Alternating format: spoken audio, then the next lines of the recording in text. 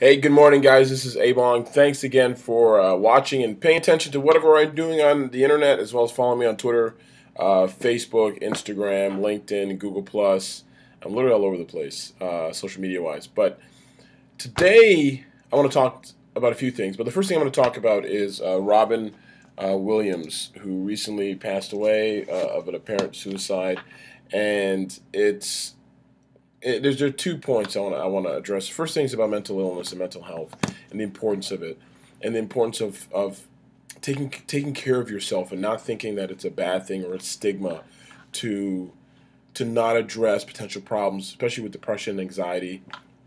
Quick story: one of the first things I did when I moved to the Washington D.C. area was I I volunteered for an organization called NARSAD, which was the Mental Health Research Association, and I was always drawn to the importance of mental health, mainly because we've all had friends who are affected. People have all struggled with depression and anxiety. I used to deal with anxiety before, especially in my working career, and how to finding better ways to deal with things that happen in your world is one area, but the other area is there's also chemical issues with with people in general. So it's not as simple as just be happy.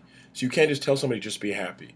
But the reason why I'm doing this video is the first thing is to address the importance of focusing on if you have an issue or a problem, talk to somebody. If you have an issue or a problem that you're dealing with, seek help. It's not a bad thing. The whole goal is to remove the stigma of this, so that more people get help, and so that the last resort isn't an option for you. The other thing I want to talk about is a great book I just finished reading, and I'm going to give a bigger. I'm trying to keep this under 3 minutes, but I'm giving it's a bigger. I'm gonna have a bigger book review, but it's a book called Die Empty by Todd Henry.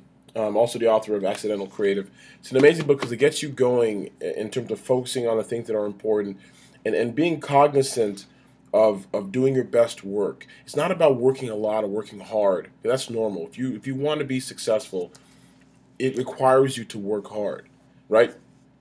One of the things that actually is really poignant to me is you can have comfort and greatness at the same time. So if you are in a business and you're working hard and you feel like you're alone, I want you to, just one thing I want you to do is I want you to hold on. I want you to realize you need to hold on. It may not be where you may not be where exactly where you think things are going. It may not be the best of what's going on with you right now, but I need you to hold on because there's within the process there needs to be patience. As long as you're doing the things you need to be doing, there's patience in the process, which would eventually yields huge, huge results. Quick physical and real life example. There's always a season in between the sowing and the harvest, right? So what normally would happen years ago before we had our agricultural modern marvels and companies that had genetically modified foods, what would happen is you would plant seeds in the spring, right? Soon after winter, you till, plant seeds, and in the fall you'd harvest. So for those 5 6 months or so that were there, that whatever you planted, just a little bit of the little seed was growing and nurturing, and you were adding water, and that's the work you do on a daily basis. Then eventually in the fall, you go and you cut all the wheat. You pull out the potatoes, you do whatever you need to do in order to pull out the food so that you can eat for the winter. That's the way life is. We look at life that way, yet we don't remember that it's the same application to our work and to our business and to our lives. So I need you to remember that. In the middle, there's patience. There needs to be patience in the middle because if you do everything you need to do, at the end you'll have a bountiful harvest. So as Jim Rohn always says, you either learn how to sow, or you got to learn how to beg. Because those who don't sow never get what they want, desire, and more importantly, need. As always, chances aren't given, chances are taken. So be bold and go get it.